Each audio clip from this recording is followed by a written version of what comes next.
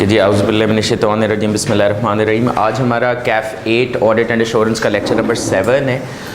और अगर हम कल से रिकॉल करें तो हम आइज़ा 200 से हमने फॉर्मली स्टार्ट लिया हुआ था। हमने आइज़ा 200 के कुछ कॉन्सेप्ट्स बताए बगैर, मैंने आपसे बताया था ना, मैंने आपसे छुपाया था, लेकिन मैंने आपको कुछ कॉन्सेप्ट्स बता दिए थे, जैसे रीज़नेबल एश्योरेंस का कॉन्सेप्ट हमने वहाँ पर कवर कर लिया था। अब हमने कहा कि आइज़ा 200 में ना कुछ रिक्वायरमेंट्स हैं। रिक्वायरमेंट्स का मतलब क्या है कि ये काम ऑडिटर ने लाजमन करने हैं। और क्या ये रिक्वायरमेंट सिर्फ आइज़ा 200 में ही है? हर आइज़ा में रिक्वायरमेंट्स हैं। हर आइज़ा गाइड कर रहा होता है ऑडिटर को कि उसने क्या क्या कुछ करना है। तो इसमें हमने पहली रिक्वायरमेंट क्या देखी थी? Comply with all ISAs relevant to audit. उसके बाद हमने दूसरी चीज क्या देखी थी? कंप्लाई विद, ये कंपनी को कंप्लाई करना है ना, ऑडिटर को। ऑडिटर शैल जब लिखेंगे मतलब, तो auditor shall comply with the code of ethics. उसके बाद तीसरी चीज क्या थी? Auditor shall plan and perform. अगर आपको बिल्कुल वो पहली क्लास याद हो ना, उसमें एक साइकिल, ऑडिट साइकिल थी, वो याद है? क्या बात है। Plan and perform audit with an attitude of,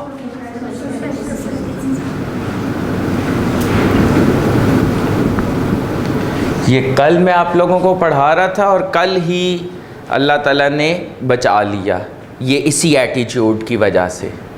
ये आजकल फेसबुक से वो फेक प्रोफाइल्स के थ्रू ना, एक कोई मेरा फर्म में जानने वाला था, जूनियर था वो काफ़ी मेरे से, तो उसका ना मुझे व्हाट्सएप पे मैसेज आया कि जी अच्छा, वो ना बहुत मतलब ऐसे, एक होता है ना आपके हर एक के साथ एक सर्टेन लेवल ऑफ कंफर्ट और फ्रैंकनेस होती है, तो वो बहुत फ्रैंकनेस में आए। मैं सोचूं मैंने कभी इससे फर्म में तो शायद बात भी नहीं की। अच्छा, और जूनियर था वो मेरा, वो नाम ले रहे कि बिलाल। तो उसके बाद फिर क्या वो कहते हैं कि थोड़ा सा टाइम चाहिए था। मैंने कहा जी जी बताएं। अब थोड़ा कर्टसी होती है, तो वो कहते हैं वो ना, वैसे आम तौर पे इस तरह का जब मैसेज आए ना, तो उसका एक ही मकसद होता है, गैस कर सकते हैं? पैसे मांगना। उसने कहा कि 1 लाख, ज़्यादा भी नहीं ना मांग रहा था, 1 लाख रुपए जो है वो एक अकाउंट में ट्रांसफ़र कर दें। ये 29 आई खड़ी है, कल है 29, परसों, तो परसों वापस हो जाएंगे। कल है तो कल बोल रहे हैं, परसों वापस हो जाएंगे। बस उसके बाद फिर मैंने वो छोड़ दिया मैसेज। थोड़ी देर बाद फेसबुक पे उसी बंदे का, क्योंकि पिक्चर उसी की थी, मैसेज आया कि मेरा अकाउंट हैक हुआ है, तो अगर किसी से कोई मनी रिक्वेस्ट आई है। ये क्या था? Questioning mind. क्वेश्चनिंग माइंड में मुझे क्या क्या चीज़ें नज़र आई? ये मुझे बिलाल क्यों कह रहे, मतलब चलो सर कहने की तौफीक नहीं है तो भाई कह देता, पहली बात। दूसरी बात, इतनी फ्रैंकनेस है नहीं कि स्ट्रेट अवे, और थोड़े बहुत भी नहीं पैसे मांग रहे। तो ये है क्वेश्चनिंग माइंड अप्लाई करना। तो इस वजह से पढ़ाता हूँ ताकि ये कॉन्सेप्ट फ्रेश रहे। Plan and perform an attitude, perform an audit with an attitude of professional scepticism. Sir जो लास्ट में बैठे हैं, मुझे ज़रा प्रोफेशनल स्केप्टिसिज्म भूल गया, जल्दी से बताएं। What is professional scepticism? Paper में ये आया हुआ है वैसे सवाल। जी जी जी, आई एम सॉरी।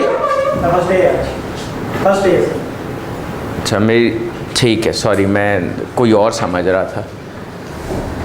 सर कल नहीं ली थी क्लास। वालेकुम अस्सलाम। जी अल्लाह का शुक्र, आप सुनाएं।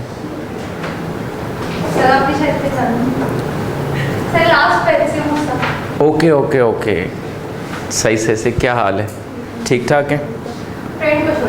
Okay okay, thank you. Very bad.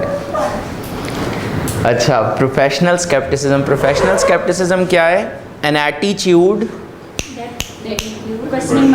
Questioning mind. अभी मिसाल भी दी थी ना, क्वेश्चनिंग माइंड ही अप्लाई किया था ना, ये तो सर अब आपको नहीं भूलना चाहिए। और वेरी गुड। और तीसरी बात, माशाल्लाह याद है। अब्दुल्ला ज़रा एक दफ़ा दोबारा बताते हैं। Alertness in mind, suspension in mind, alertness, question in mind और critical adjustment of evidence। क्या बात है, ज़बरदस्त। तो ये 3 बातें याद रखने, 3 मार्क्स का क्वेश्चन आ गया था। तो अगर प्रिपेयर, ये वही बात है कि देखें समझा तो दिया है लेकिन अब याद भी रखना है। अच्छा, याद रखने के भी डिफरेंट तरीके होते हैं। एक तो मैं आपको याद करवाता रहूँगा, दूसरा ये होता है, एक होता है निमोनिक्स क्रिएट करना। निमोनिक्स क्रिएट करके ना, मैं भी आपको कुछ जगहों पर निमोनिक्स क्रिएट कराऊंगा, लेकिन जहाँ पर मेरे से भूल चूक हो जाए, रह जाएं, वहाँ पर आपने ख़ुद से कोई क्रिएट करके ना, तो वो अपने पास अलग से लिखते जाना है कि अच्छा ये मैंने प्रोफेशनल स्केप्टिसिज्म के लिए ये, ताकि जब वो भूलेगा ना और यकीन करें वो आपको ना रिकॉल हो जाएगा अल्टीमेटली। अच्छा जी, उसके बाद जो चौथा चीज़ थी वो भी थी plan and perform audit with an, क्या करने, professional skepticism. Auditor shall exercise, sorry, professional judgment exercise करनी है। ये वाली बात हमने की थी। अच्छा, लेकिन ये बात अभी हमने शुरू की थी, हमने इसको फॉर्मली इस तरह से कवर नहीं किया था, तो अब हम इसको फॉर्मली कवर कर लेते हैं। हमने कुछ एग्जाम्पल्स इसकी देखी। प्रोफेशनल जजमेंट की जो डेफिनेशन थी उसको अगर आपको याद हो, मैंने 3 बॉक्सेस में तोड़ा था समझाने के लिए कि पहला बॉक्स क्या था, एप्लीकेशन, किस चीज़ की, नॉलेज, ट्रेनिंग, एक्सपीरियंस विद, अच्छा ये बहुत कीमती बात है, within the context provided by standards. कौन से स्टैंडर्ड्स? देखिए, ऑडिटिंग तो वैसे ही नहीं भूलने चाहिए, सब्जेक्ट ही ऑडिट के, ऑडिट ऑफ एफएस है, ऑडिट ऑफ फाइनेंशियल स्टेटमेंट्स है, तो अकाउंटिंग स्टैंडर्ड्स भी नहीं भूलने चाहिए। और ऑडिटर को कंप्लाई करना होता है कोड ऑफ एथिक्स से, तो एथिकल स्टैंडर्ड्स भी नहीं भूलने चाहिए। पहले ना ज़रा यहाँ तक बात समझें। ये इसके साथ जो एडजेक्टिव ऐड हुआ है ना प्रोफेशनल का, इसके पीछे क्या हिकमत है? देखें, एक होती है जजमेंट, रैंडम जजमेंट अप्लाई करना, और एक होती है इन्फॉर्म्ड जजमेंट, एक होता है इन्फॉर्म्ड या एजुकेटेड डिसीजन। ठीक है, एक होता है डिसीजन के कॉइन टॉस किया, हेड आया तो ये करूंगा, टेल आया तो ये करूंगा, एक वो जजमेंट है। ये प्रोफेशनल जजमेंट इन्फॉर्म्ड जजमेंट होती है, मतलब ऑडिटर अपनी नॉलेज जो उसने फॉर एग्जांपल सीए की तालीम के दौरान एक्वायर की, ट्रेनिंग जो उसने आर्टिकल्स में हासिल की, ऑन द जॉब ट्रेनिंग ली, जो एक्सपीरियंस हासिल किया during the job, post qualification, उस सारे की एप्लीकेशन है, लेकिन अपनी मर्जी से नहीं वो एप्लीकेशन है विद इन द कॉन्टेक्स्ट। ये जो बात है ना, ये ज़रा मुश्किल बात है वैसे, विद इन द कॉन्टेक्स्ट, इसका आसान अल्फाज में मतलब ये है, जो गाइडलाइंस, जो ब्रॉड गाइडलाइंस इन स्टैंडर्ड्स ने प्रोवाइड की हैं ना, उनकी रोशनी में डिसीजंस करना। अगर आपको याद हो, IAS 16 तो सब ने पढ़ा होगा, प्रॉपर्टी प्लांट एंड इक्विपमेंट। उसमें अब ये तो नहीं कहूँगा कि यूज़फुल लाइफ जो है मोटर व्हीकल्स की वो IFRS में लिखी हुई है, वो तो आप लोगों ने बताया था कि नहीं लिखी हुई, एस्टीमेट है। लेकिन वो एस्टीमेट कैसे किया? जजमेंट अप्लाई की ऑडिटर ने। क्यों? क्योंकि FS बनाना मैनेजमेंट का काम है। नहीं समझ आ रही? अब ये जो यूज़फुल लाइफ कही कि जी मोटर व्हीकल्स की यूज़फुल लाइफ 5 है, ये कैसे बताया?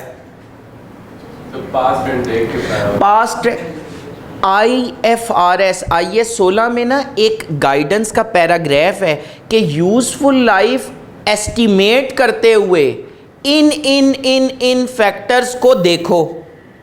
कौन से फैक्टर्स? ऑब्सोलेसेंस कितनी जल्दी हो रहा है, वियर एंड टीयर की क्या कंडीशन है, कोई लीगल लिमिट तो नहीं है उस एसेट के यूज़ पे, डिफरेंट फैक्टर्स या एक ब्रॉड गाइडलाइन बताई हुई है कि इस गाइडलाइन की रोशनी में यूज़फुल लाइफ एस्टीमेट करो। तो बिल्कुल इसी तरह से ऑडिटिंग स्टैंडर्ड्स ने भी बिल्कुल ऐसे ये नहीं है कि हवा में ये ऑडिटिंग स्टैंडर्ड जैसे कॉस्ट अकाउंटिंग की तरह नहीं है कि बिल्कुल हवा में किसी भी किस्म की चीज़ होगी। वो गाइडलाइन प्रोवाइड कर रही हैं कि जी ये फैक्टर्स हैं, इनको कंसिडर करके डिटर्मिन करो। क्योंकि आप एग्री करेंगे ना, कल आपने कहा था ये पॉसिबल नहीं हो सकता कि दुनिया जहान की कंपनीज़ के नाम के साथ, उनके फाइनेंशियल ईयर्स के साथ उनका मटीरियलिटी लेवल बताया जा सके।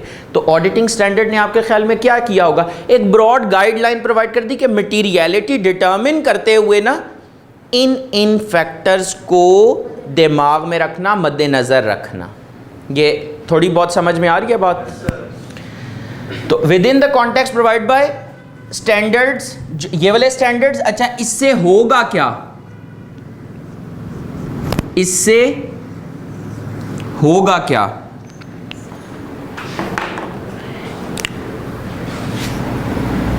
ये ब्लैक मार्कर नहीं ठीक। इससे होगा क्या? To make informed decisions about audit engagement, या यहां पर एक बात ऐड हुई है about courses of action that are appropriate in the circumstances of an audit engagement। मतलब इन्फॉर्म्ड डिसीजन। अच्छा, इन्फॉर्म्ड डिसीजन क्या होता है? पढ़े लिखो लोगों वाला डिसीजन।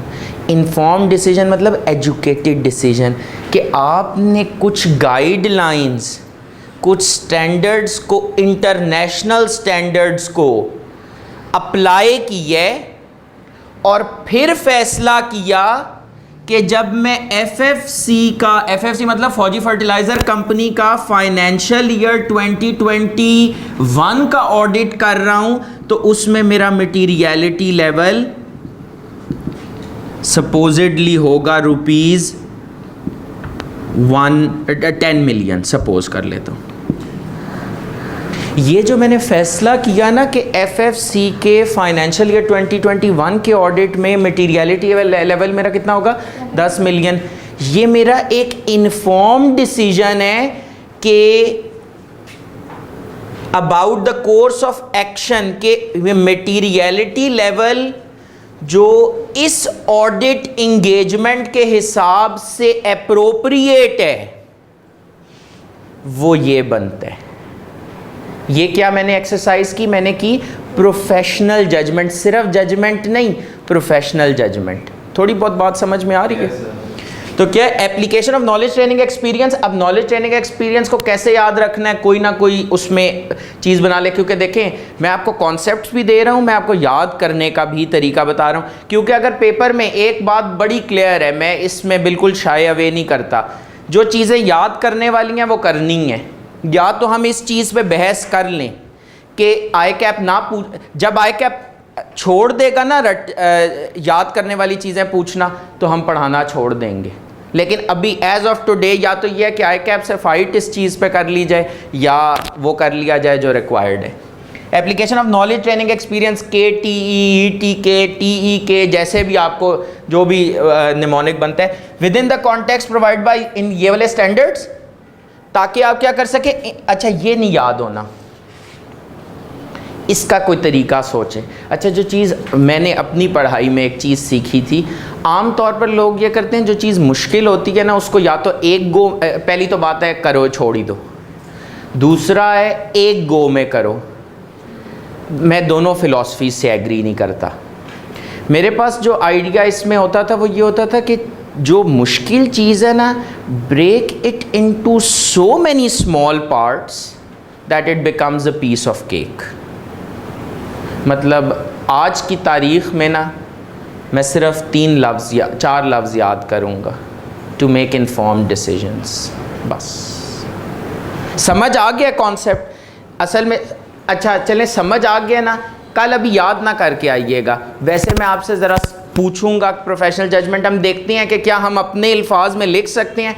कुछ लोग लिख लेते हैं, लेकिन ज़्यादातर लोग वो मैसेज वो कीवर्ड्स नहीं कन्वे कर पाते जो कि एग्जामिनर ढूंढ रहे, ठीक होगी बात। तो ये इस हवाले से ये कॉन्सेप्ट इंपॉर्टेंट था। आए क्विकली मैं आपको, बल्कि सॉरी, एक लास्ट कॉन्सेप्ट रह गया, नंबर 5। नंबर 5 क्या है? नंबर 5 है, थैंक यू, नंबर 5 है obtain sufficient and appropriate audit evidence. ये आपने पहले वर्ड सुना हुआ है। रीजनेबल अश्योरेंस के लिए ये लाजमी है। तो ऑडिटर के ऊपर आयजा 200 ने जिम्मेदारी डाली कि उसने क्या ऑब्टेन करनी है, मतलब auditor shall obtain sufficient appropriate audit evidence. अगर उसके पास सफिशिएंट एप्रोप्रिएट ऑडिट एविडेंस नहीं है तो वो ओपिनियन नहीं एक्सप्रेस कर सकता। देखिए, एविडेंस के बगैर ओपिनियन एक्सप्रेस करना मेरा नहीं ख्याल कि मुनासिब होगा। आम जिंदगी में तो शायद होता है, लेकिन in the professional world without sufficient appropriate audit evidence आप ओपिनियन एक्सप्रेस नहीं कर सकते। ऑडिट एविडेंस की कल मैंने आपको एक मिसाल भी दी थी, जैसे वो लॉयर से कंपनी ने ओपिनियन लिया हुआ था। तो आपने सफिशिएंट, अब ज़रा स्टैंडर्ड्स की खूबसूरती देखें, आपने सफिशिएंट एप्रोप्रिएट एविडेंस भी लेना है और उसके ऊपर प्रोफेशनल स्केप्टिसिज्म भी अप्लाई करना है, उसको इवेल्युएट करते हुए कि क्या वो सफिशिएंट है, क्या वो एप्रोप्रिएट है, प्रोफेशनल जजमेंट भी अप्लाई करनी है। ये कोड ऑफ एथिक्स अप्लाई करते हुए भी, कोड ऑफ एथिक्स भी दोनों कॉन्सेप्ट से लिंक है। आइजाज अप्लाई करते हुए भी प्रोफेशनल स्केप्टिसिज्म भी अप्लाई करना है, प्रोफेशनल जजमेंट भी अप्लाई करना है, क्योंकि आइजाज रूल्स बेस्ड नहीं है ना। रूल्स बेस्ड क्या होता है कि वो बता देता कि एफएफसी की फाइनेंशियल ईयर 2021 की ये मटेरियलिटी, अगर ये लिखा होता ना आइजा में, तब तो ज़िंदगी बहुत आसान थी कि भाई उसने बताया हुआ है। लेकिन ऐसा प्रैक्टिकली पॉसिबल नहीं है, क्योंकि स्टैंडर्ड्स दुनिया जहान की सारी सिचुएशंस को तो एनकम्पस नहीं कर सकते, कवर नहीं कर सकते। ये बात समझ में आ रही है?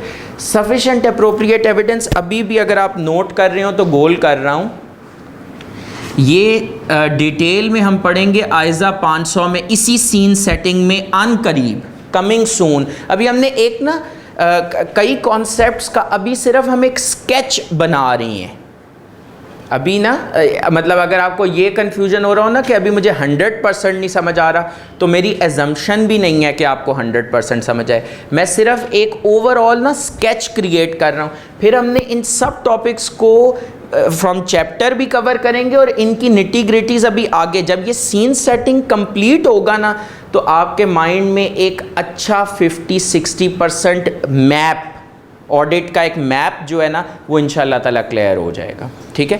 प्लस इन टॉपिक्स में क्योंकि जार्गन्स बहुत ज़्यादा, टर्मिनोलॉजीज बहुत ज़्यादा इन्वॉल्व हैं, मतलब अभी मेरे ख्याल में हमारा ये 7th लेक्चर है and there are so many jargons that you have been bombarded with कि अश्योरेंस क्या है, reasonable assurance, limited assurance, assurance engagement, professional judgment, professional skepticism, so the stewardship, agency, so there is a lot of jargon involve.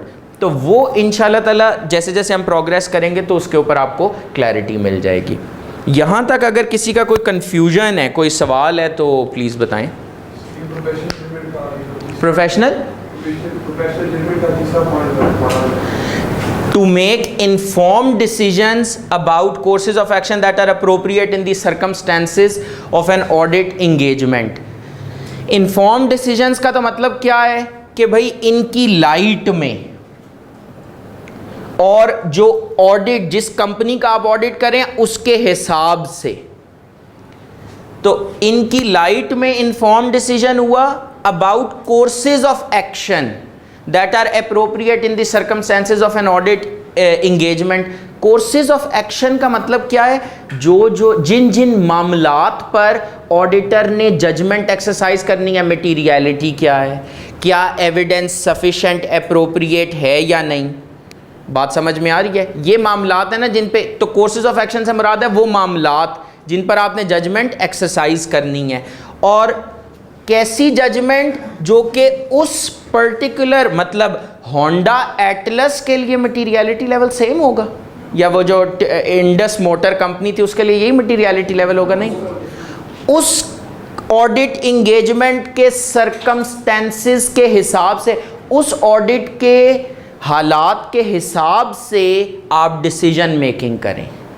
ठीक है, मतलब audit to audit आपकी decision making change हो रही होगी, लेकिन जो बेसिस ऑफ डिसीजन मेकिंग होगा, ये जो है ना, वो जो इन्फॉर्म्ड डिसीजंस हैं, ये जो इन्फॉर्म्ड डिसीजंस हैं, what is the basis of your decisions?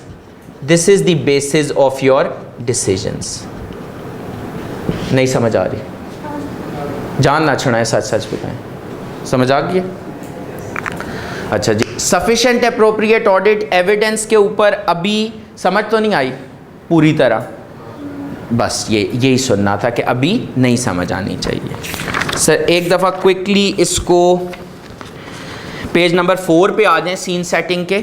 की requirements under ISA 200, comply with all ISAs relevant to audit, comply with relevant ethical requirements, plan and perform audit with professional skepticism, exercise professional judgment in planning and performing an audit, obtain sufficient appropriate audit evidence to allow him मतलब auditor, to obtain RA मतलब reasonable assurance, professional skepticism an attitude that includes questioning mind, being alert to conditions which may indicate possible misstatement due to error or fraud, critical assessment of audit evidence। अच्छा, मैंने कई जगहों पर ना book में भी, अभी बुक भी आपको इंशाल्लाह ताला you will get that soon, उसमें भी और इसमें भी जो कीवर्ड्स हैं ना उनको बोल्ड कर दिया, अंडरलाइन कर दिया। जहाँ पर मैं बहुत ज़्यादा वो था, सीरियस था, तो वहाँ पर मैंने लिख दिया डोंट फॉरगेट दिस।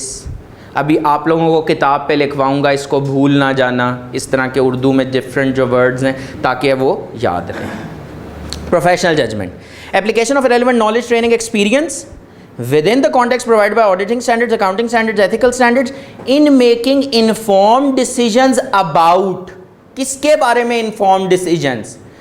मटीरियलिटी के बारे में, सफिशेंसी ऑफ एविडेंस के बारे में, अप्रोप्रिएटनेस ऑफ एविडेंस के बारे में, रिस्क के बारे में। दो कंपनीज का आप ऑडिट कर रहे होते हैं, दोनों में क्या रिस्क बराबर होता है?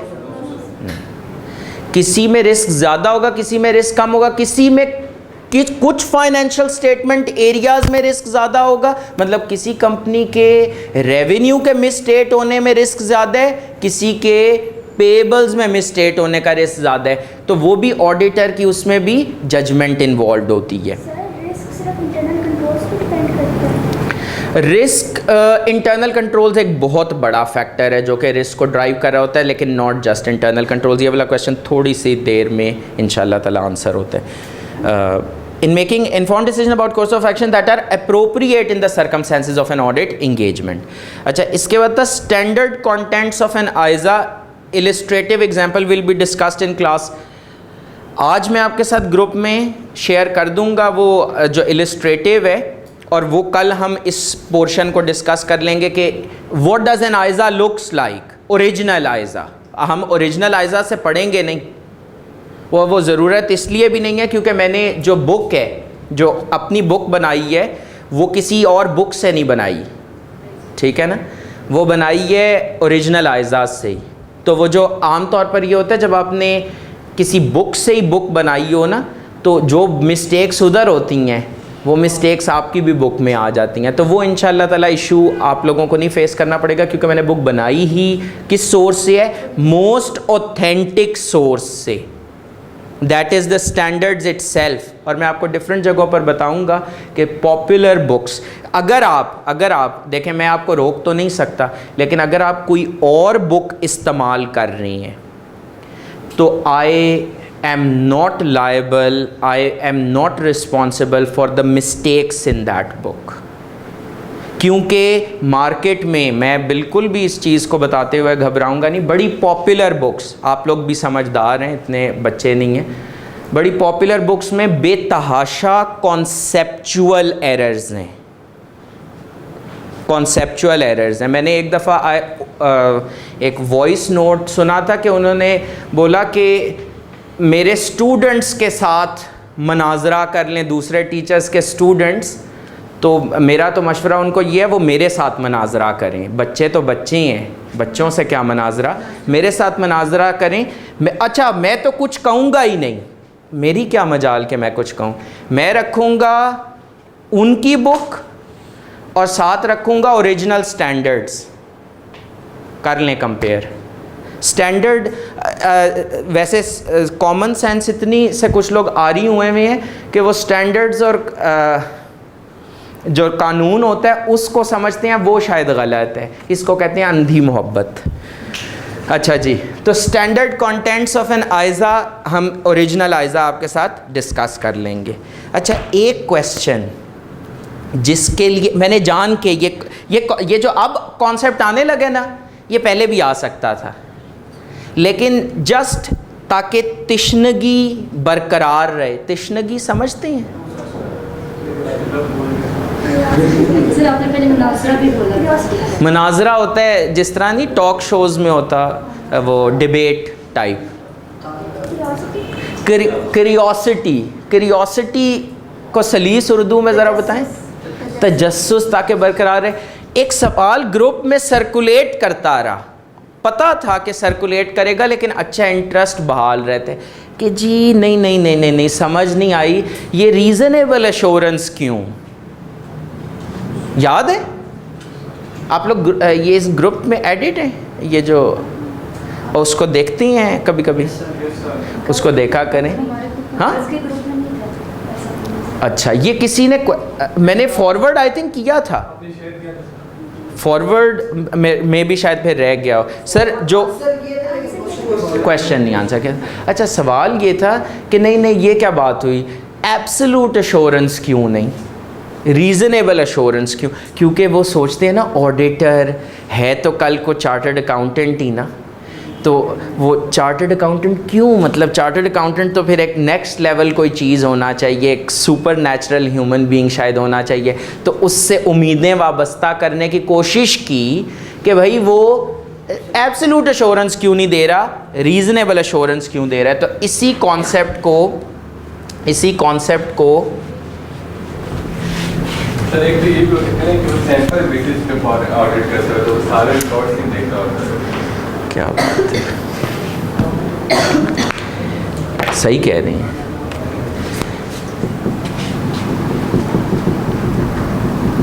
ये जो कॉन्सेप्ट है ना, वाई रीजनेबल एश्योरेंस,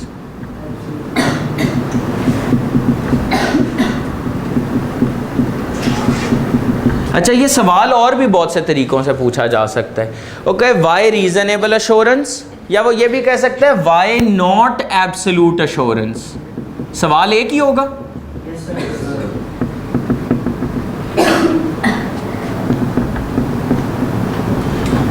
तो इसका जवाब फाइंड आउट करने के लिए ना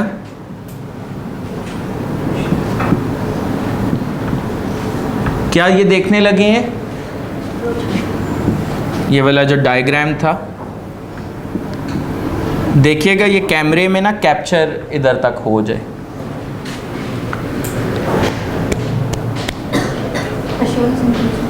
ये अश्योरेंस एंगेजमेंट के एलिमेंट्स तो नहीं है कहीं?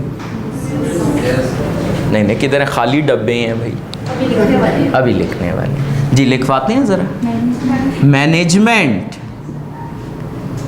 अब एक मिनट ज़रा रुकिएगा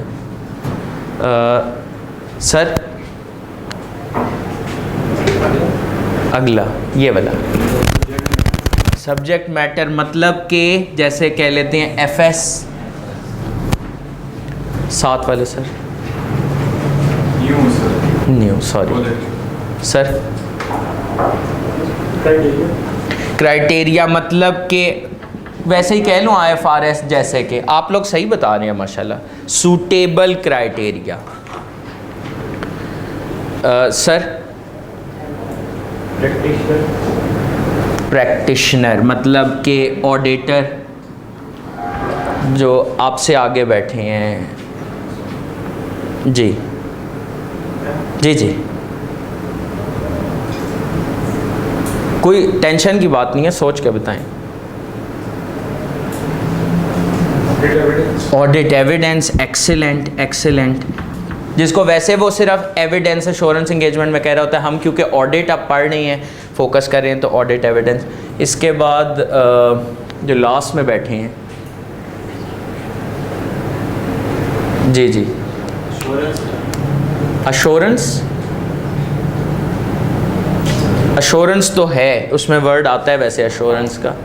और पूरा याद नहीं। जो ऑडिट का मेन आउटपुट है, जो रिजल्ट है, जो नतीजा है ऑडिट का, वो एक डॉक्यूमेंट में होता है। आपने ये वाली क्लास ली है मंडे वाली? अच्छा, मंडे वाली नहीं ली sir. Auditor report, auditor report,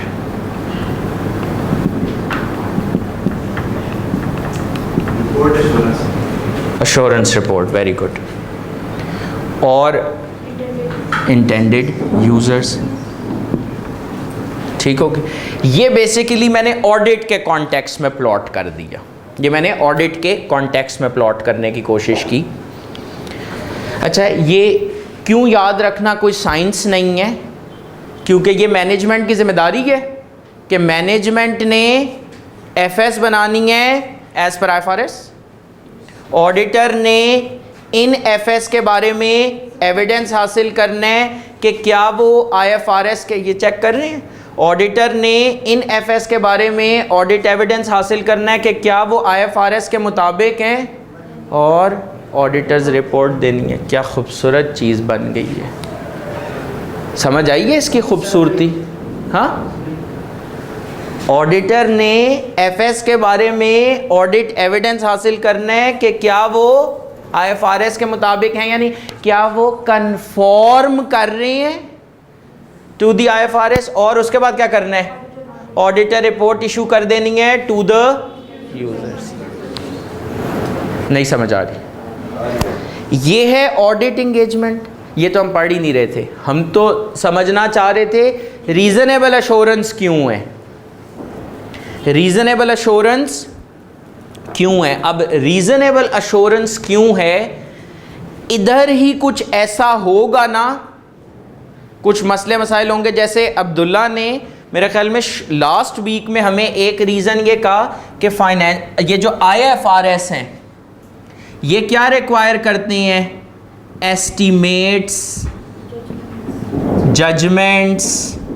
इसमें एस्टीमेट्स, जजमेंट्स की इन्वॉल्वमेंट है, और एस्टीमेट्स और जजमेंट्स के बारे में फाइनेंशियल स्टेटमेंट्स अगर आप कंपनीज़ की, जिस तरह मैंने आपको वो क्रिटिकल अकाउंटिंग एस्टीमेट्स वाला सेक्शन नहीं दिखाया था मंडे को, उसमें लिखा होता है कि एक्चुअल रिजल्ट्स जो हैं, ये जो हमने एस्टीमेशंस इन एरियाज़ में एफएस में यूज़ किया, एक्चुअल रिजल्ट्स इससे फ़र्क हो सकते हैं। तो मतलब मैनेजमेंट थोड़ी थोड़ी अनश्योर है उसके बारे में, अनश्योर से भी अच्छा वर्ड है अनसर्टन है।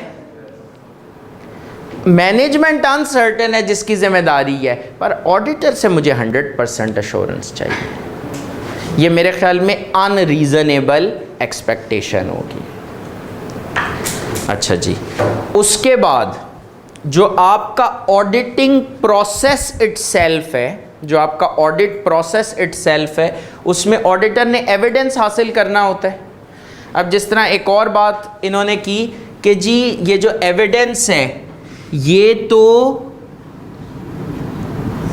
सैंपल बेसिस पर ऑब्टेन किया जाता है। आपने देखे कभी कभी कम होता है, वैसे आईकैप का पेपर बहुत अच्छा डिज़ाइन हुआ होता है, लेकिन कभी कभार रिज़ल्ट आता है, अल्लाह ताला तकब्बुर से बचाए, आप लोग करते हैं, मैंने नहीं ये कभी किया, तो आप लोग कहते हैं कि यार ये कैसे पास हो गया, या आप लोग करते हैं, ये मेरे ऊपर मत डालिएगा कि फ़लाँ बंदे के बारे में कहते हैं और ये तकब्बुर में आता है कि ये कैसे पास हो गया। लेकिन अभी इधर तकब्बुर वगैरह वो आपका और अल्लाह का मामला है। मैं आपको थोड़ा सा समझा दूं कि ऐसा हो, मतलब इसमें शायद किसी हद तक ये आपकी बात रीज़नेबल हो, लेकिन ये क्यों हो गया, क्योंकि आईकैप के एग्ज़ाम में भी क्वेश्चंस तो सैंपल बेसिस पे ही टेस्ट होते हैं ना, दो कि उनका सैंपल ऐसा ज़बरदस्त होता है कि वो पिक सबको कर लेते हैं, बट स्टिल एक मार्जिन तो रहता है ना, एक मार्जिन तो रहता है ना। तो क्योंकि ऑडिटर जो टेस्टिंग कर रहे हैं वो सैंपल बेसिस पे हम, फॉर एग्जांपल रेवेन्यू है, ये रेवेन्यू का, ये आप लोग टी अकाउंट तो समझते हैं ना, इधर ना पूरे साल में कोई 1000 एंट्रियां रिकॉर्ड हुई, कितनी? तो ऑडिटर इन 1000 की 1000 एंट्रीज को आपके ख्याल में टेस्ट करेगा? नहीं। टाइम और कॉस्ट कंस्ट्रेंट्स है, और वही मेरा अगला मसला है। 2.5 months में ऑडिट आपने करना। एक्सेलेंट। तो एक तो सैंपल बेसिस है, तो आपके सैंपल में जो चीज़ें आई ना, उसमें कोई मिस स्टेटमेंट नहीं थी, उसमें IFRS की कोई खिलाफ वर्जी नहीं थी, लेकिन बहुत सी चीज़ें तो आपके सैंपल का हिस्सा ही नहीं बनी ना, उसमें मिस स्टेटमेंट थी।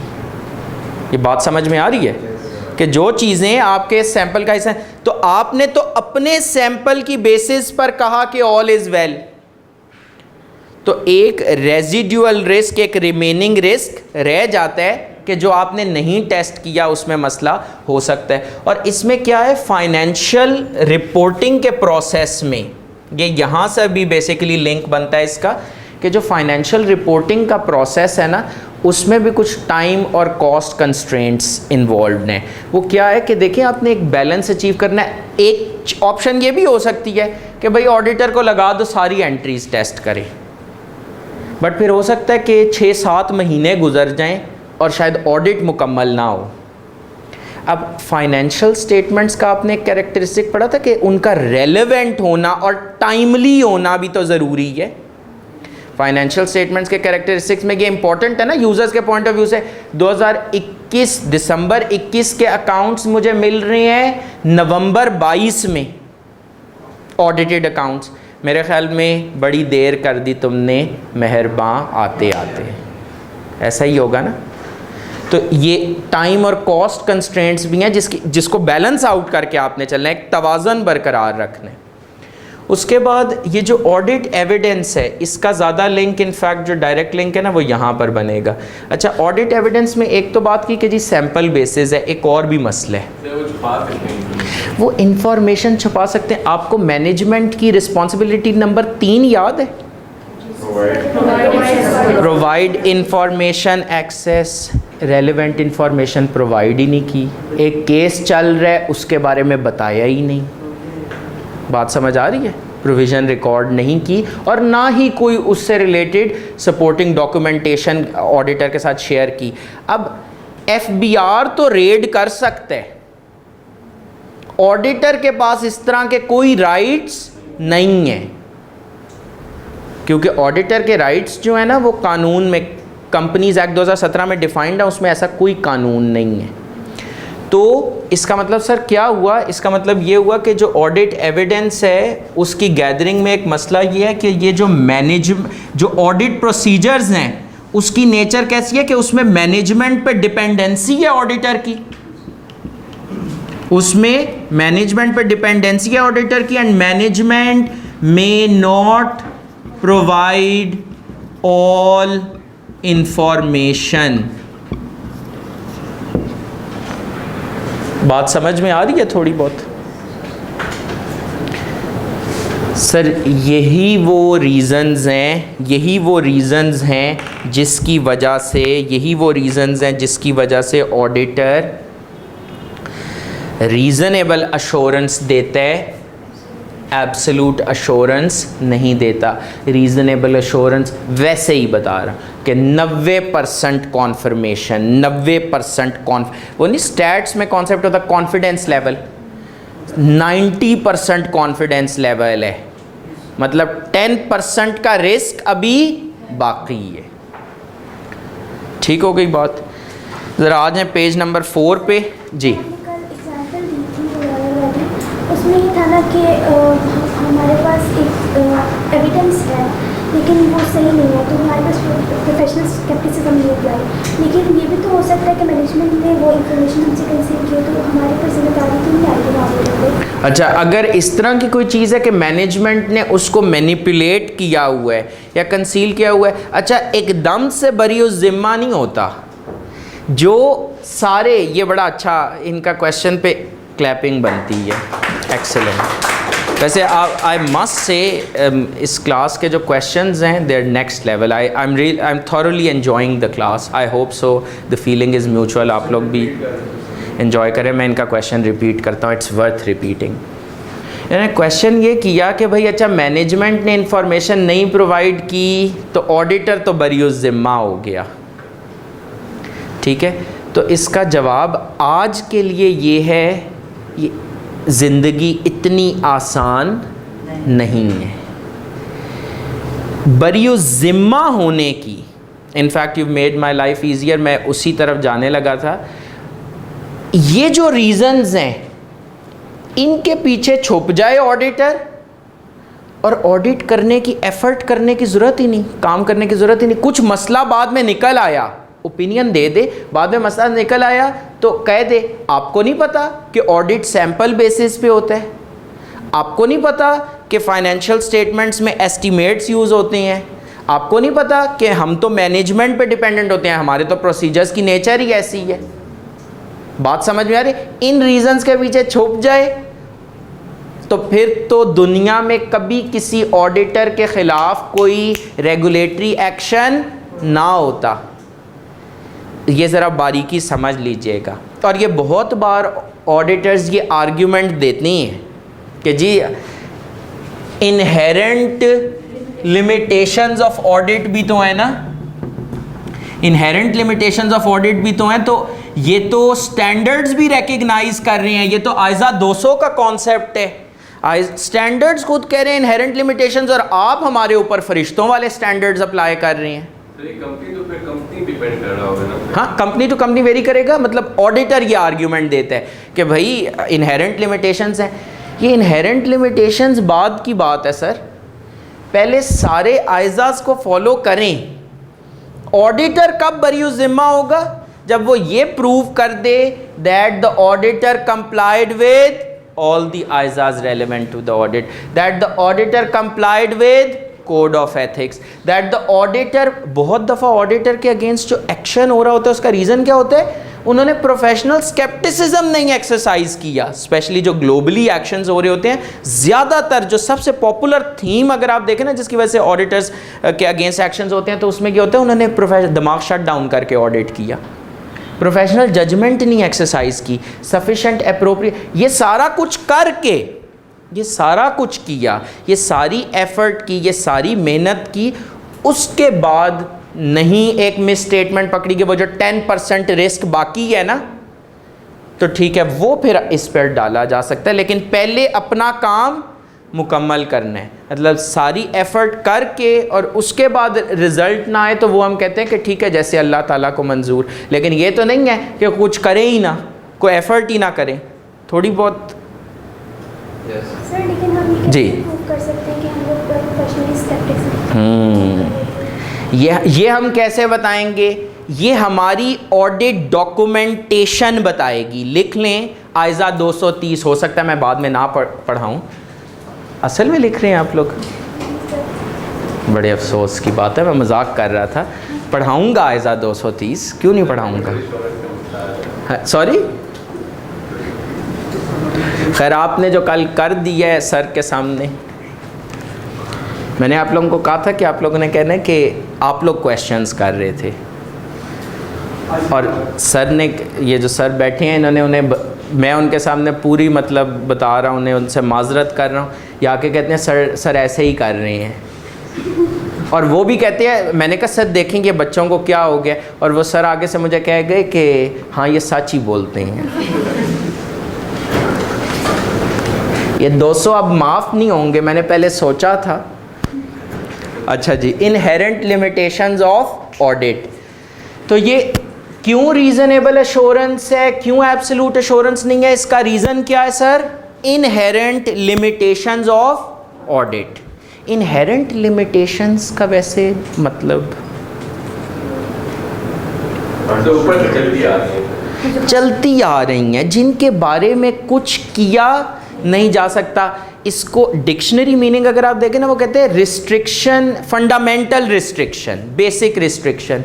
वो एक टीवी ये एक होस्ट थी, उनका ना बड़ा एक क्लिप वायरल हुआ था। उन्होंने बोला कि कोई इंटरव्यू के लिए उन्होंने किसी को बुला लिया, तो उससे पूछा कि ये जो फार्मूला 1 रेसिंग कार है, इसमें मतलब अभी जो आपने बनाई है, इसमें एक बंदा बैठ सकता है।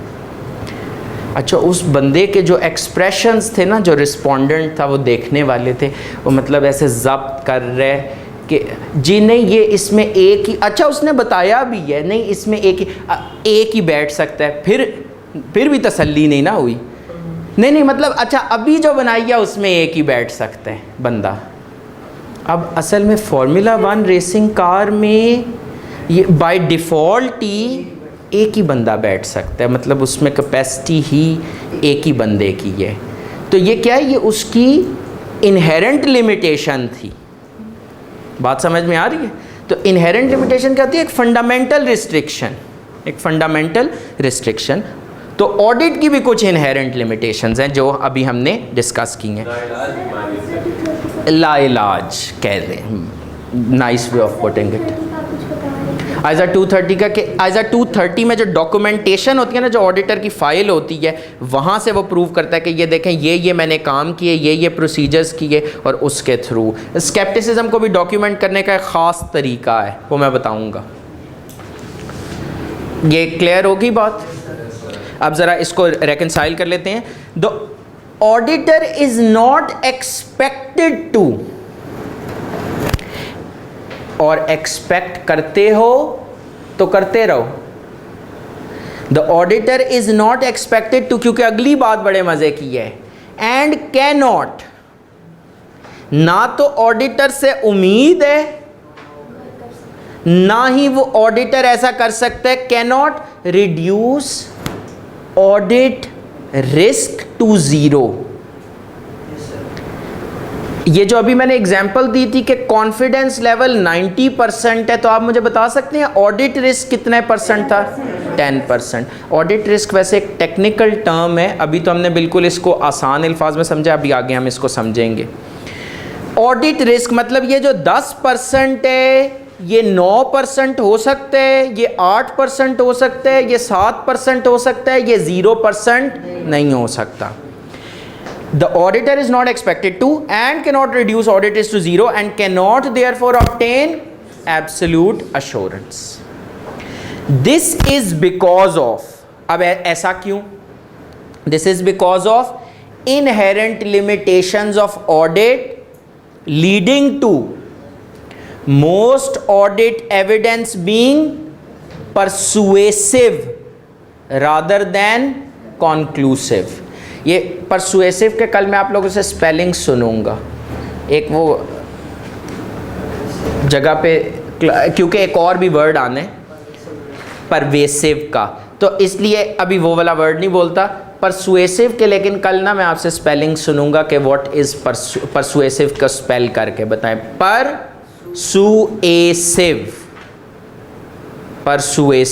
ठीक है, PRSUASIVE rather than conclusive. Spellings पे तो बाद में जाएंगे, पहले ये किस बला का नाम है? ठीक है, गुड। पूरे फैक्ट्स एंड एविडेंस को नहीं कंसीडर करता है, ये कुछ को देख के उसके बाद अपना ओपिनियन बेस करता है, जबकि अगर तुम कोर्ट में जाते तो हर चीज़ को देख के एंड पे फैसला करता है। Excellent, excellent. परसुएसिव का मतलब क्या होता है कि ये आपको कन्विंसिंग तो लग सकता है, लेकिन इसमें फाइनैलिटी का टच नहीं होता। वो कल वैक्सीनेशन सर्टिफिकेट वाली बात याद है? मैं उसको देखकर परसुएड होने का मतलब होता है कन्विंस हो जाना। जब मैंने वो वैक्सीनेशन सर्टिफिकेट देखा तो सर्टिफिकेट बिल्कुल वैसा ही था जैसा मेरे पास था, तो मैंने उसको देख के मैं कन्विंस हो गया। मैंने कहा अच्छा ठीक है, मतलब ये वैक्सीनेशन हो चुकी है, लेकिन वो कॉन्क्लूसिव नहीं साबित हुआ। तो मोस्ट ऑफ द एविडेंस, ज़्यादातर एविडेंस में मसला है बिल्कुल ये ऐसे ही है कि फॉर एग्जांपल मेरा एक क्लोज़ फ्रेंड है, वो हम दोनों एक ही कंपनी में काम करते हैं। उसने एक पर्सनल नेचर का एक्सपेंस किया और उसने कहा कि मैं ये कंपनी से क्लेम कर लेता हूँ कि कंपनी मुझे इसके पैसे दे दे। अब बिजनेस नेचर एक्सपेंसेस के तो कंपनी पैसे देती है। वो मेरे पास आया, उसने कहा कि ये जी इसको अप्रूव कर दें, मेरा दोस्त था, मैंने अप्रूव कर दिया। अब ऑडिटर जब उस एक्सपेंस को देखेगा, ऑडिटर जब उस एक्सपेंस को देखेगा तो वो कन्विंस हो जाएगा कि हाँ भाई एक्सपेंस हुआ है, एक बंदे ने क्लेम किया है, एक दूसरे बंदे ने उसको अप्रूव भी किया है, तो ठीक ही होगा, तो अप्रूव किया नॉर्मल कोर्स ऑफ बिजनेस में। तो वो क्या हो गया, वो कन्विंस हो गया उस डॉक्यूमेंट की बेसिस पर। Most of the evidence is persuasive rather than conclusive. Sir वो नेचर भी तो देखेगा ना। हाँ, अब इसमें ये तो दिस इज़ एन एग्जाम्पल, लेकिन इसमें और भी फैक्टर्स होंगे। मतलब अगेन ये वाली जो प्ली है इसके ऊपर मज़ीद अब चीज़ें होंगी। फॉर एग्जांपल उस एक्सपेंस को एनालाइज करना, क्रिटिकली एनालाइज करना, क्या उसमें कोई फ्रॉड रिस्क फैक्टर्स तो नहीं नज़र आ रहे, क्या उसमें कोई फ्रॉड रिस्क फैक्टर्स तो नहीं नज़र आ रहे, तो फिर आइज़ा 240 ट्रिगर हो जाएगा, वहाँ पर और डिटेल में इसको कवर करेंगे। Some of the inherent limitations arise from nature of financial reporting, nature of audit procedures, timeliness of financial reporting and the balance between benefit and cost, audit procedures performed on a sample. ये क्या है, ये inherent limitations of audit है। अच्छा, अगर सवाल ये आ जाए why audit risk cannot be reduced to zero, तो आप क्या लिखेंगे? यही सारे पॉइंट्स लिखेंगे, सही हो गया।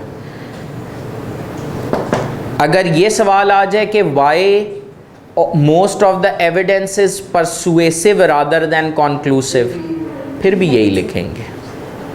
बात समझ में आ रही है? तो वो क्वेश्चंस को घुमा सकता है। अच्छा, अगर ये सवाल आज तो खैर ये पता लग जाएगा, ये एक सवाल ना होल्ड पे रख रहा हूँ, कुछ दिनों बाद पूछूंगा कि इतने अच्छा आपको टीचर मिलेगा, बता भी रहा हूँ, कुछ दिनों बाद पूछूंगा। जिसने जवाब दिया 25 रुपये तो मेरे ख्याल में कम हो जाएंगे, 50 पे कर लेते हैं, 50 पे कर लेते हैं, 50 रुपये का इनाम होगा। बता के कि किसी दिन ना इस मंथ में तो नहीं, मतलब अक्टूबर में किसी भी डे पे ये मैं सवाल पूछ लूँगा और 3 तक गिनूँगा, जिसने जवाब दे दिया 50 रुपये उसके। सही, ये एग्री हो गए? सर हम दूसरा क्वेश्चन पूछ सकते हैं? एक तो हम ये कर रहे हैं और जजमेंट वाला। जजमेंट वाला तो 31 जनवरी के लिए है। अभी आपने क्वेश्चन बताया ना कि वो जीरो नहीं हो सकता। हाँ। इसके अलावा एक और क्वेश्चन है, इसके अलावा बताया था कि why most of the evidence is persuasive rather than conclusive. तो मतलब इन्हीं लाइनों में से वो सवाल बना सकता है। ठीक हो गई बात? अच्छा जी, अभी इधर आपने एक वर्ड देखा था, अभी ये वर्ड एक आपको याद है, अपने इधर देखे ऑडिट रिस्क का, कि ऑडिट रिस्क को ज़ीरो किया जा सकता है? नहीं किया जा सकता। किसी भी रिस्क को जीरो नहीं किया जा सकता। किसी भी इनफैक्ट रिस्क को ज़ीरो नहीं किया जा सकता। एक तरीके ऑडिट करें ही ना, अदरवाइज़ किसी भी, ये आपने बड़ी अच्छी बात की है कि क्या किसी भी और बिजनेस में रिस्क को ज़ीरो किया जा सकता है? नहीं। तो audit risk can not be zero, लेकिन ऑडिट, और अभी तो बिल्कुल एक इस तरह की अंडरस्टैंडिंग दी ना कि 90% कॉन्फिडेंस लेवल है, 10% ऑडिट रिस्क है, but what exactly is audit risk? आपका ख्याल होगा शायद मैं आपको ऑडिट रिस्क पढ़ाने लगा हूँ, लेकिन जवाब है नहीं। ऑडिट रिस्क पढ़ने के लिए ना दो कॉन्सेप्ट्स, दो बड़े फंडामेंटल कॉन्सेप्ट्स हैं ऑडिट के, जब तक वो नहीं ना समझ में आएंगे तब तक ऑडिट रिस्क का कॉन्सेप्ट नहीं समझा जा सकता। तो वो जैसे पॉज करते हैं ना एक चीज़ को, पढ़ाना मैंने ऑडिट रिस्क की था, लेकिन इसको पढ़ाने के लिए पहले दो कॉन्सेप्ट समझने ज़रूरी हैं। बात क्लियर हो रही है? वो दो कॉन्सेप्ट्स क्या हैं? वो दो कॉन्सेप्ट्स हैं इंटरनल कंट्रोल्स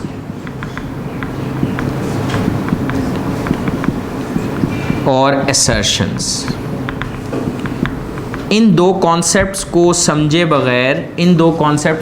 बग़ैर हम ऑडिट रिस्क नहीं समझ सकते।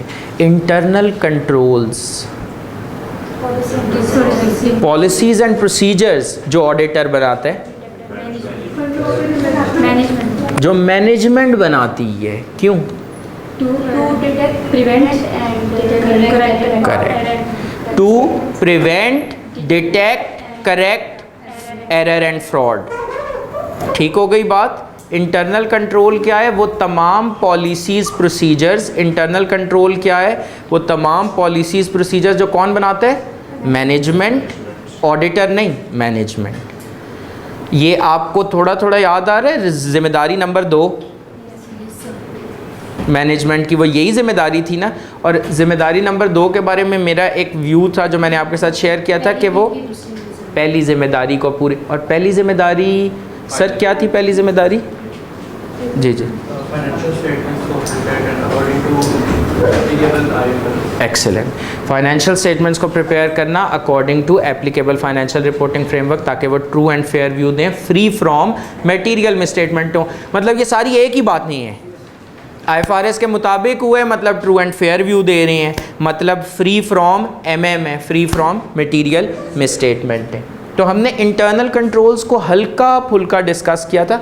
अभी भी कोई बहुत ज़्यादा तफसील में नहीं जाऊंगा, क्योंकि बताया था ना एक पूरा चैप्टर है इसके ऊपर, तो फुल फ्लैज तफसीलात तो वहीं पर होंगी। लेकिन यहाँ पर हम एक बेस लाइन कॉन्सेप्ट कवर कर लेते हैं, क्योंकि डिस्कस किया हुआ है। ज़रा पेज नंबर 5 पे आ जाएँ।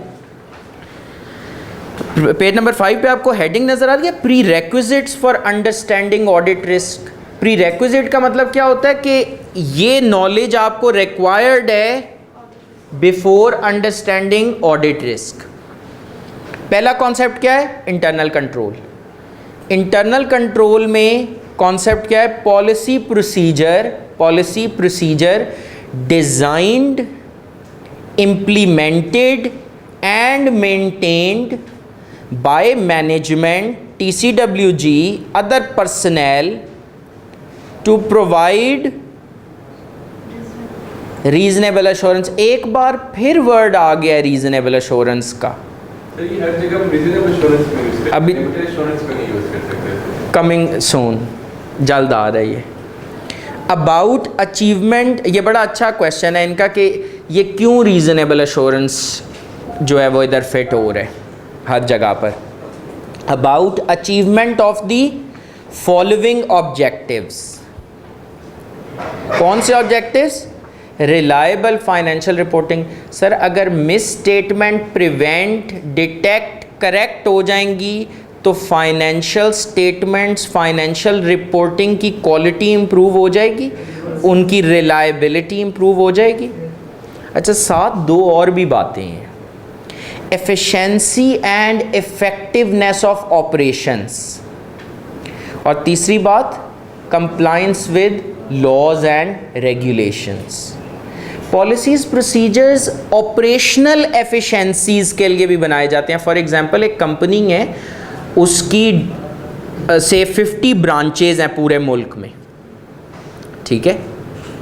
अब उनकी एक रिक्वायरमेंट है फॉर एग्जांपल एक मटेरियल परचेज़ करने की, या for example just to take a simple example, stationery हर ब्रांच पे रिक्वायर्ड है। अब बजाय ये कि हर ब्रांच खुद से स्टेशनरी का ऑर्डर दे, उन्होंने एक पॉलिसी क्या बनाई हुई है कि जिस ब्रांच को स्टेशनरी की जो जो रिक्वायरमेंट है ना, कि जी अगले महीने में हमें इतनी स्टेशनरी रिक्वायर्ड है, वो सारी अपनी स्टेशनरी की रिक्वेस्ट हेड ऑफिस में सबमिट करें। हेड ऑफिस उन 50 ब्रांचेस की जो स्टेशनरी नीड्स हैं उनको कंसोलिडेट करें।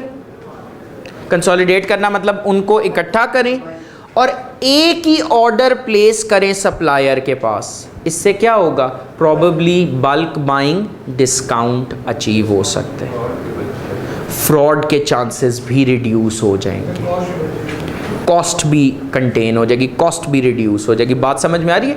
तो ये जो पॉलिसी है, ये जो प्रोसीजर है कि सारे ब्रांचेस अपनी जो स्टेशनरी रिक्वेस्ट हैं वो हेड ऑफिस फॉरवर्ड करें और हेड ऑफिस एक कंसोलिडेटेड सिंगल ऑर्डर वेंडर के पास, सप्लायर के पास प्लेस करें, इस पॉलिसी या प्रोसीजर क्या है? ये एक इंटरनल कंट्रोल है और इससे इकोनॉमी, इससे एफिशिएंसी ऑफ ऑपरेशंस इंप्रूव होगी। आपने कंपनीज में सुना है नाम क्वालिटी कंट्रोल डिपार्टमेंट। कंपनीज क्या आजकल तो कॉलेजेस भी बना रहे हैं क्वालिटी कंट्रोल डिपार्टमेंट।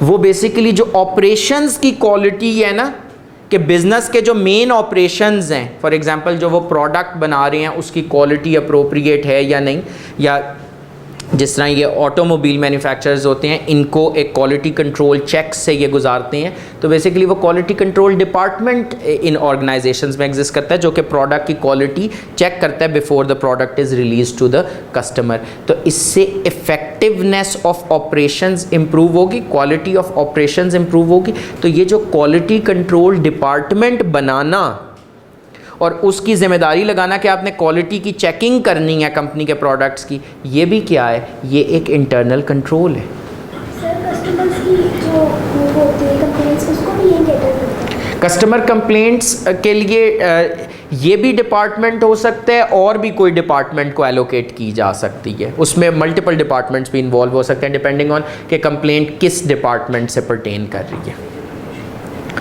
लास्ट जो पॉइंट है वो क्या है, compliance with laws and regulations. ये आप लोगों को किसने बताया है? मैं एक मिनट बताता हूँ। Compliance with laws and regulations, compliance with laws and regulations से क्या मुराद है कि जिस कंट्री में आप ऑपरेट कर रहे हैं फॉर इंस्टेंस, उसके कानून को फॉलो करना, या अगर आप इंपोर्ट एक्सपोर्ट में इन्वॉल्व हैं तो जो इंटरनेशनल रेगुलेशंस हैं वो भी आपके ऊपर एप्लीकेबल हो जाएंगी, उनको फॉलो करना। अब जो भी procedure, for example I worked in a company जहां पर मैं कॉर्पोरेट कंप्लायंस को भी देख रहा था, तो मेरा एक टास्क डेली बेसिस पर क्या होता था, हमारे पाकिस्तान में ना एक SRO कल्चर है कि एक तो मेन कानून होता है ना, मतलब ये जो जैसे कंपनीज एक्ट है, अब इस एक्ट के अंडर SECP जो है ना वो डिफरेंट किस्म की रेगुलेशंस, डिफरेंट किस्म के जो नोटिफिकेशंस हैं वो इशू करता रहता है जो एडिशनल रिक्वायरमेंट्स इम्पोज करती हैं, जो कि क्या करते हैं, एडिशनल रिक्वायरमेंट्स इम्पोज करती हैं।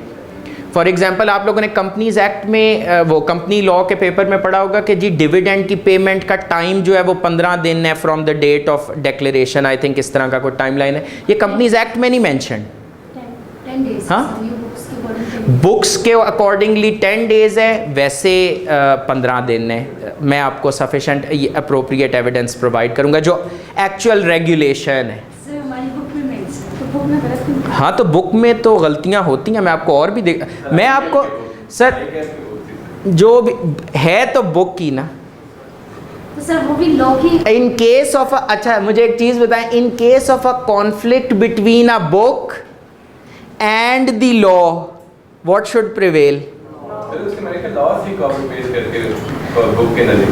वो भी ठीक नहीं ना हुआ, क्यों मुझे मजबूर कर रहे हैं? Compliance with laws and regulations, तो उसमें क्या मेरा एक रोल था कि मैं डेली बेसिस पे ना अगर कोई नई रेगुलेशन इशू हुई है तो उसको असेस करता था कि भाई इसका जिस कंपनी में मैं काम कर रहा हूँ उस पर तो कोई इम्पैक्ट नहीं है। सेल्स टैक्स रेट अगर चेंज हो रहे हैं उसका मेरी कंपनी पे क्या इम्पैक्ट है वो असेसमेंट करता था। इसका क्या फ़ायदा होता है इस प्रोसीजर से, ये जो चेकिंग थी, monitoring that what laws are changing, इसका फ़ायदा क्या है कि we will make sure that we are compliant with laws and regulations. हम फाइन्स, पेनल्टीज़, बैड रेपुटेशन से बच पाएंगे। तो ये जो प्रोसीजर था ना कि डेली बेसिस पर चेक करना, कोई नया कानून, कोई नई रेगुलेशन तो नहीं आई जिसका मेरी कंपनी पे इम्पैक्ट, तो ये प्रोसीजर एक्चुअली क्या था, इंटरनल कंट्रोल। थोड़ी बहुत बात समझ में आ रही है? कॉस्ट अकाउंटिंग में वो जो आप लोग वेरिएंस एनालिसिस नहीं करते हैं, वो भी बेसिकली इंटरनल कंट्रोल ही होता है। यही देख रहे होते हैं ना कि बिज़नेस की परफॉर्मेंस किन एरियाज़ में ठीक है, किन एरियाज़ में ठीक नहीं है, और जो डिफरेंसेस होते हैं उनको इन्वेस्टिगेट करते हैं कि what are the reasons of problem. तो वो ये जो वेरिएंस एनालिसिस करना और ये जो स्टैंडर्ड कॉस्टिंग और बजटरी सिस्टम्स हैं, ये भी बेसिकली कंट्रोल्स ही की एग्जाम्पल है। नहीं समझ आ रही? सही से बताएं, समझ आई है ये या नहीं? को दरमियान में देखें मैं गलत भी बात कर देता, मतलब हो सकता है वो चीज़ गलत हो, तो आपने ख़ुद अलर्ट रहना है। So that's all for today. I hope this was helpful. अगर किसी का कोई क्वेश्चन है तो प्लीज़। हाँ सर, जो लिमिटेड स्कोप रिव्यू है तो वो मेरे ख्याल से अभी तक जो हमने पढ़ा है उसमें जो हाफ ईयरली फाइनेंशियल स्टेटमेंट सिर्फ उन पे अप्लाई है। अभी तक जो हमने पढ़ा है, जो मंडे को हमने पढ़ा था, क्या लिमिटेड अश्योरेंस सिर्फ हाफ ईयरली फाइनेंशियल स्टेटमेंट्स की एग्जाम्पल है? फोरकास्ट के लिए भी है। एग्जाम्पल नंबर 2, एग्जाम्पल नंबर 3 एक और है, कैश फ्लो फोरकास्ट हो गया। रिव्यू ऑफ वो तो हाफ ईयरली फाइनेंशियल स्टेटमेंट्स वो हो गया। एक statement of compliance with the code of corporate governance, याद है? ये वही तो नहीं थी अब्दुल्ला जिस पे 200 रुपये बने थे? मैं नहीं भूलूंगा। तो मैं भी बोला सर। जी जी। वो तो जो